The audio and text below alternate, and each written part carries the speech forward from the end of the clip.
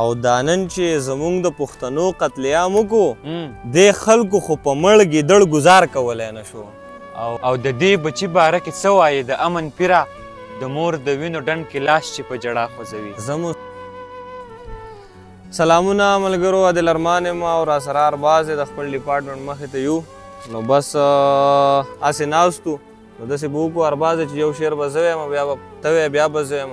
نو بس که کم ځای کې سټاپ شو چې بس هغو به بیا ګټلې. ټیک ده.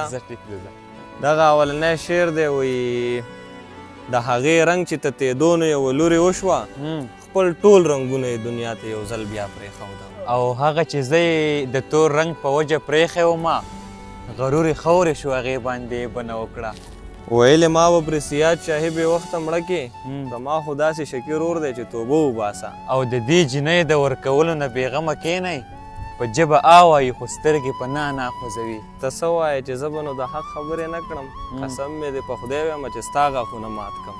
او دنیا راغله خو هغه پکې رانغی چې په چا پسې دا زړه زما بیمارو. شعر کې مې رابنده کړه ستا غزل ځواني، او ور یې راخلاص کړه زما زړه ورته دعا وکړه شکر دی خدایه چې پوښتنه مې هوا وکړه. څومره خلکو چې درکړي زړونه تاله که یې خښتې کړې نو ښار به پرې آباد شي. او زما په ښه یوګه چې کومه فرشته ناسته ده هغه د ګسې په نسبت باندې دمه ناسته ده. های های ته به تر څو پورې په خپل زه به تر څو پورې به تا پسې پاګل ګرځمه ته به تر څو پورې په خپلې ښکلا کبر کوې.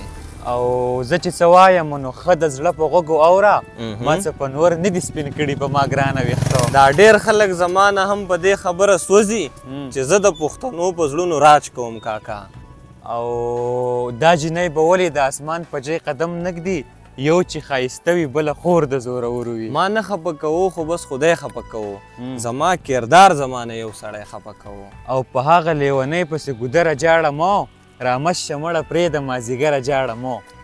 نه دا نه چې خدای نه راکولې خدای خپلې غریبۍ نه راکولې. او ما به یو نشه پرېښودې نه وه خدایه ښه د تا راله روپۍ نه راکولې. او دا نن چې زمونږ د پښتنو قتلیام وکړو دې خلکو خو په مړ ګیدړ گزار کولی نه شو.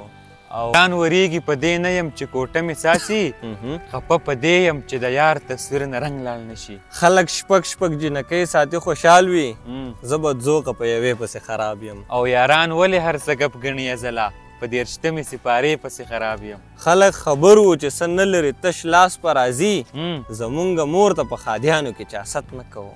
او د دې بچي باره کې څه وایې د امن پیره د مور د وینو ډنډ کې لاس چې په جړا خوځوي. زه مسافر یم ما ته څوک هم انتظار نه کوي ستا به ساري په کور کې لار د روژه ماتې په وخت. او مرغۍ مې دومره خوښې وي که امن چېرته راغی کوم به د مرغو سره چنار کې روژه ماتې. بېګا را باندې خوب کې چا د امن زیری کړی ګډ شوی چېرته نه یم خو ګډا ته مې زړه کېږي. او هسې دې نه کوي اشنا تنور کې شور لمبې ستا د ښایست لمبو ته نه رسي د اور لمبې. های نو بس زما په خیال چې زما شعرونه هم نه ختمیږي او د ارباز شعرونه هم نه ختمیږي.